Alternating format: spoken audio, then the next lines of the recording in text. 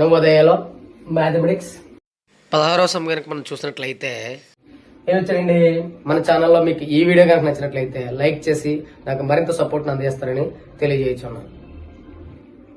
A 1 kilometer long goods train is running at a speed of 45 kilometers by hour.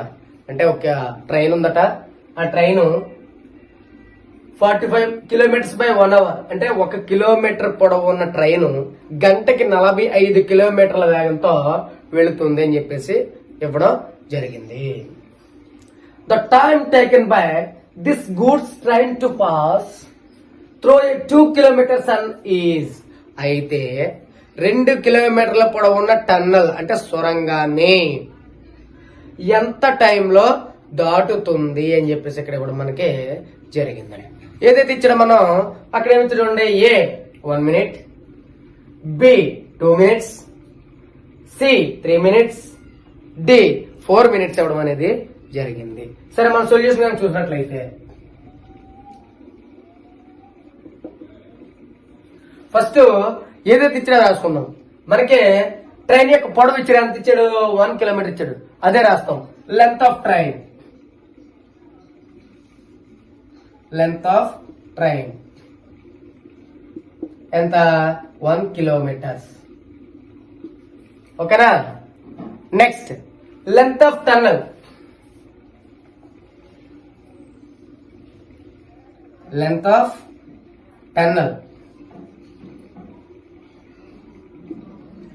ఎంతండి, 2 kilometers. Length of train ఇచ్చాడు, length of tunnel ఇచ్చాడు. Speed, train speed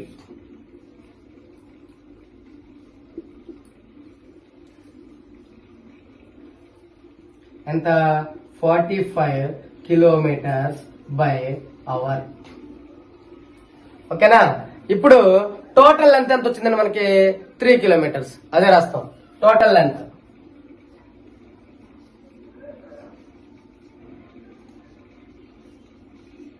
is equal to 3 kilometers. ఓకేనా. Total ఎంత వచ్చిందని మనకి 3 kilometers రావడం అనేది జరిగింది. ఇప్పుడు 45 kilometers by hour కాబట్టి అంటే ఎంతంటే 1 hour is equal to 60 minutes. ఓకేనా. ఇప్పుడు మనం therefore 3 kilometers 3 by into 60 is equal. ఇక్కడ 3 టేబుల్ ఇందులో 15 times పోతుంది. ఇక్కడ 5 టేబుల్ ఎన్నిసార్లు, 3 times. ఇక్కడ 12 times. ఎంతండి, ఇక్కడ 5 to 12 times పోతుంది. అప్పుడు 3 12 4 times అంటే 4 minutes. 40 minutes అంటే A 1 minute, B 2 minutes, C 3 minutes, D 4 minutes. Correct answer అవుతుందండి డి, 4 minutes అవ్వడం అనేది జరుగుతుంది. ఓకేనా. నెక్స్ట్ సమ్ చూద్దాం. మనం 17వ సమ్ చూసినట్లయితే ఏమిచ్చాడు, the length, width and height of a water tank are 11 meters, 10 meters and 9 meters respectively.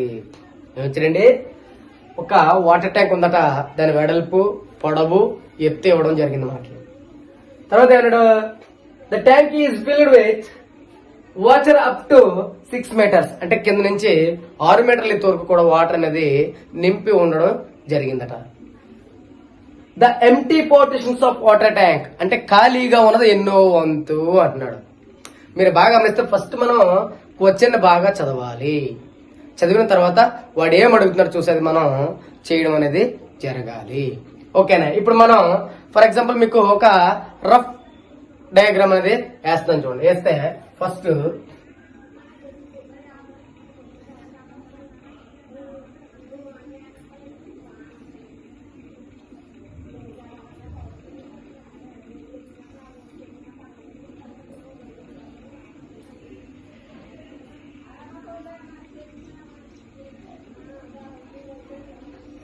ఇది మనకి రఫ్ డయాగ్రామ్ అండి. మనకి పొడవంత ఇచ్చాడండి 11 meters.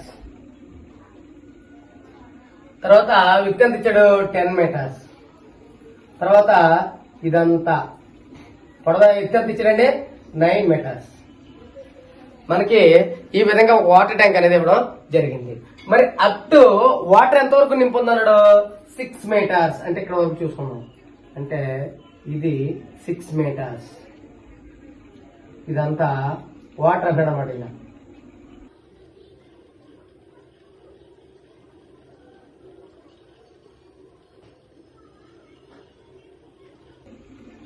ఇదంతా వాటర్ నింద ఉందండి, వాటర్ ట్యాంక్. ఓకేనా, అర్థమవుతుంది కదా. ఇప్పుడు అంటే మీకు క్లియర్ గా అర్థం అవడం కోసం అని చెప్పేసి డయాగ్రామ్ వేయడం జరిగింది. ఇప్పుడు ఫస్ట్ ఎల్ ఎంత ఇచ్చాడు, L is equal 11 metres, B is equal 10 metres, H is equal height అంటే ఇచ్చండి ఎంతండి 9 మీటర్స్ ఇవ్వడం జరిగింది. ఓకే, వాల్యూ ఆఫ్ క్యూబైడ్ మనకి ఘన పరిమాణం అంటాం మన తెలుగులో, దాన్ని వాల్యూ ఆఫ్ క్యూబైడ్ రాస్తాం. అదే value of cuboid. Value of cuboid ఎంతండి ఎల్బిహెచ్. ఇది ఫార్ములా. ఈ ఫార్ములాని బేస్ చేసుకొని మనం సమ్ అనేది చేస్తాం. చేస్తే ఇప్పుడు ఏమన్నాడు, వాల్యూమ్ ఆఫ్ ట్యాంక్ తీసుకుంటాను, ఫుల్ ట్యాంక్ తీసుకుందాం మనం. అదే రాస్తాం, వాల్యూమ్ ఆఫ్ వాటర్ ట్యాంక్.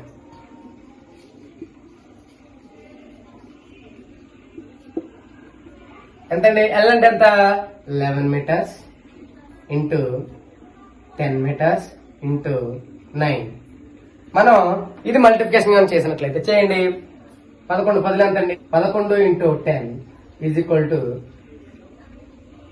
0 0 0తో చెప్తే 0 0 ఒక్కొక్కటి ఒకటి అంటే 110 ఇంటూ 9 9 0 0 9 1 9 9 1 9 అంటే ఎంత అవుతుంది 990 మీటర్స్. ఇది ఖాళీ వచ్చింది మనకి. తర్వాత వాటర్ తో ఫిల్ అయిన వాటర్ ట్యాంక్ యొక్క వాల్యూమ్ తీసుకుంటాం. ఓకేనా, అదే రాస్తాం, water filled volume of water filled water tank.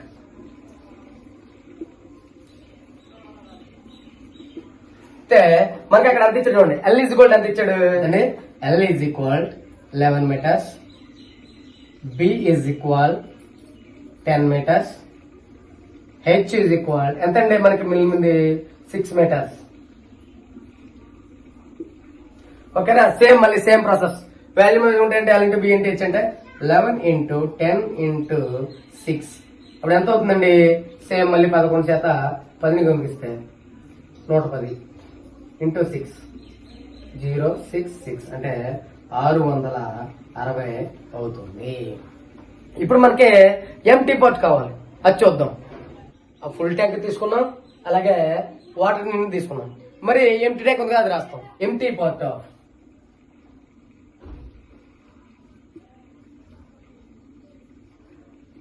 Water tank.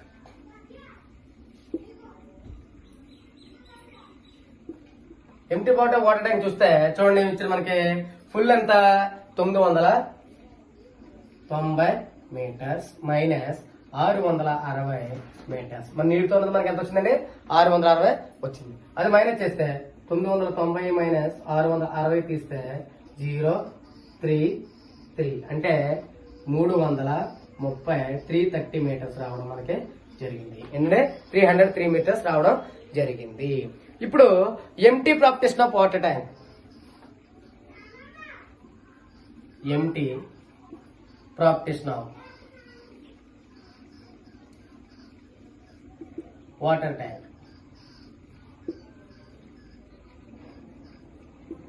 Empty properties of water tank ఎంతండి అంటే 330/990. అంటే ఏదైతే ఖాళీ ఉందో దాన్ని ఫుల్ నుంచి మనం డివిజన్ చేయాలి. చేస్తే 0 0 క్యాన్సిల్ అయిపోతుంది. ఇక్కడ 3 టేబుల్ 1 టైం, ఇక్కడ 3 టేబుల్ 1 టైం, ఇక్కడ 3 టేబుల్ 3 టైమ్స్, ఇక్కడ 3 టేబుల్ 3 టైమ్స్ అంటే 11/33. 11 టేబుల్ కూడా ఇక్కడ 1, ఇక్కడ 3 టైమ్స్ అంటే 1/3. ఓకేనా, అంటే ఎంటీ ప్రాపర్టీస్ ఆఫ్ ఎంతండి 1/3. ఆ ఆన్సర్ ఎక్కడ ఉంది, ఏ 1/4, బి 1/3, సి 1/6, డి 2/3. అప్పుడు కరెక్ట్ ఆన్సర్ ఏంటండి బి 1/3. 3. ఓకేనా? ఈ విధంగా సమ్ని జాగ్రత్తగా చదవడం, దాన్ని 1 by 1 స్టెప్ వేసుకుంటూ వస్తే మనకి ఆన్సర్ అనేది రావడం జరుగుతుంది. ఓకే, నెక్స్ట్ సమ్ చూద్దాం. 58వ సమ్ కానీ చూసినట్లయితే ఏమొచ్చారు చూడండి. How many rectangular tiles of dimensions 10 cm into 8 centimeters are required to cover the floor of a hall having dimensions and 12 meters into 10 meters. మీకు ఇక్కడ బాగా గమనిస్తే టైల్స్ అనేవి ఎంత 10 సెంటీమీటర్ ఇంటూ 8 సెంటీమీటర్ ఇవ్వడం జరిగిందట. మరి హాల్ ఎంత ఉందండి? 12 మీటర్ ఇంటూ 10 మీటర్స్ ఉండడం జరిగింది. ఇప్పుడు సొల్యూషన్ చూద్దాం. సొల్యూషన్ చూస్తే first area of rectangular formula తెలుసా? రాస్తాం. Area of rectangular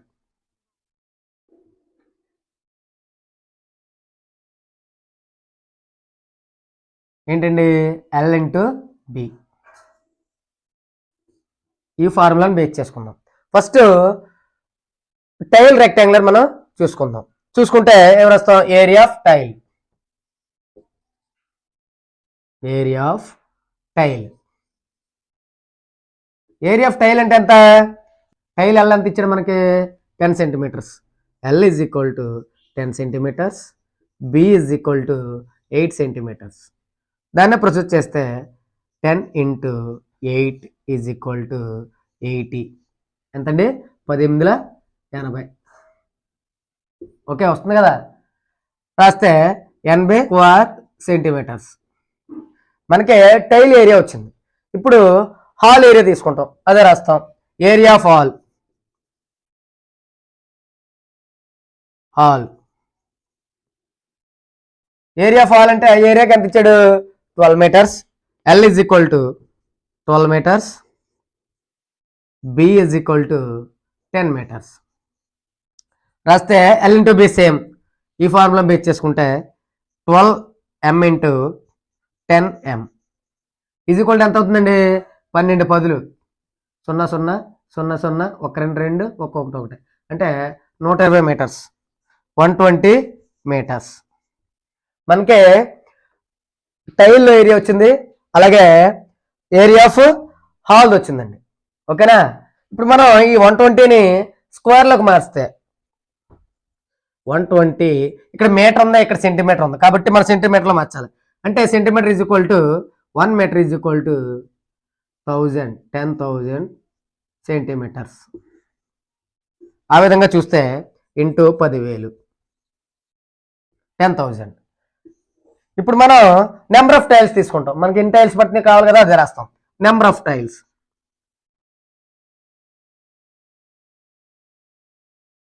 number of tiles చూస్తే తీసుకుంటే 120 ఇంటూ 10,000 బై 80.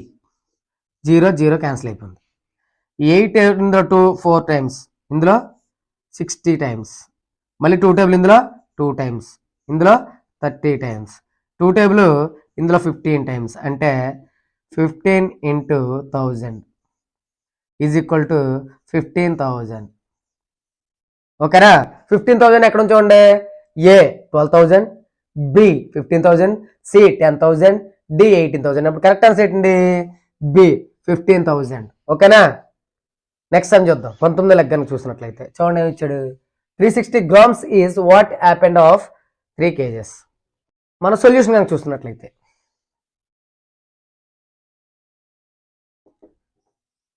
ఫస్ట్ ఏమి ఇచ్చాడు చూద్దాం.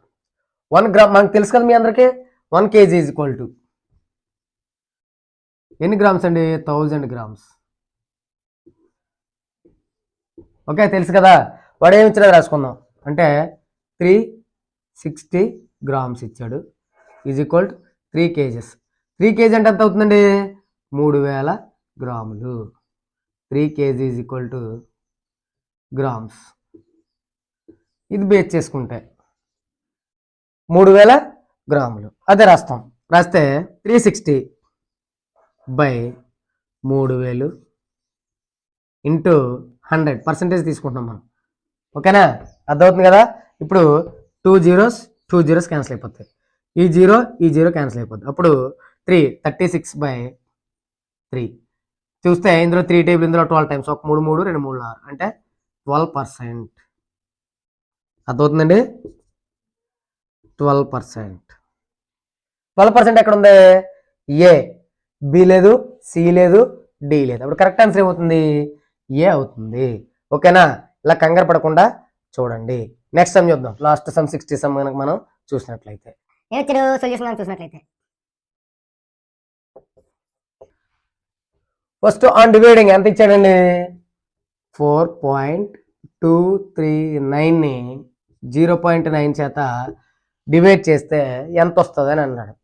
ఏ 0.471, బి 4.71, సి 47.1, డి 471. మీరు గమనిస్తే పాయింట్ తర్వాత సింగిల్ డిజిట్ కింద కౌంట్ చేయాలి, రీడ్ చేయాలి కూడా. కాబట్టి చూస్తే ఫస్ట్ 4.239/0.9. ఇప్పుడు దీన్ని ఏం చేస్తాం అంటే మనం బోత్ సైడ్స్ 10 మల్టిప్లై చేస్తాం. అంటే ఇక్కడ 0.1 ఉంది కాబట్టి 10 మల్టిప్లై చేస్తే మనకి ఈజీ ప్రాసెస్ అవుతుంది. చేస్తే చూడండి, దీన్ని 4.239ని 10 మల్టిప్లై చేస్తే 0 0 0 0, 199, 133, 122, 140, 09324. ఇక్కడ ఎన్ని 1 2 3 తర్వాత పాయింట్ ఉంది, 1 2 3 అంటే ఇక్కడ. అప్పుడు ఏమవుద్ది?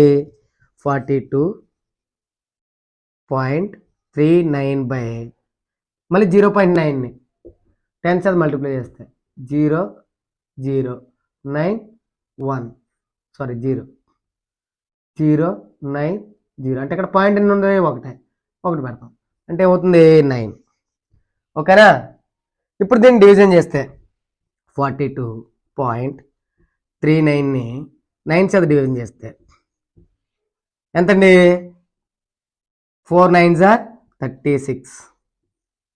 ఓకేనా? 4 9s are 36. ఇంకా ఎంత ఉంటుంది? 6 ఉంటుంది. అప్పుడు పాయింట్ ఉంది కాబట్టి పాయింట్ పెట్టుకుంటాం, 0.3 దించుకుంటాం. 7 9s are 63, 0 9 దించుకుంటాం. ఇది ఇక్కడ దించాం, ఇప్పుడు ఇక్కడ దించుకుంటాం 9 అంటే 1 9s are 9, 0 అంటే 4.71 వచ్చింది మనకి అండి. 4.71 ఆన్సర్ ఎక్కడ చూడండి? 4.71 ఏలో ఉందా? 0.471, బి 4.71. కరెక్ట్ ఆన్సర్ ఏంటండి? బి. ఓకేనా? ఇలా కంగారు పడకుండా ప్రతి సమయం జాగ్రత్తగా చూడండి. నెక్స్ట్ మనం థర్డ్ డివిజన్ 3 అంటే 3వ భాగంలో ప్యాసేజ్ చూద్దాం. ఇటువంటి అప్డేట్స్ ఎప్పటికప్పుడు పొందాలంటే సబ్స్క్రైబ్ బటన్ పై ప్రెస్ చేయండి, అలాగే బెల్ ఐకాన్ పై ప్రెస్ చేయండి. మీ డౌట్స్, సలహాలు, సూచనలు కామెంట్స్ రూపంలో తెలియచేయండి.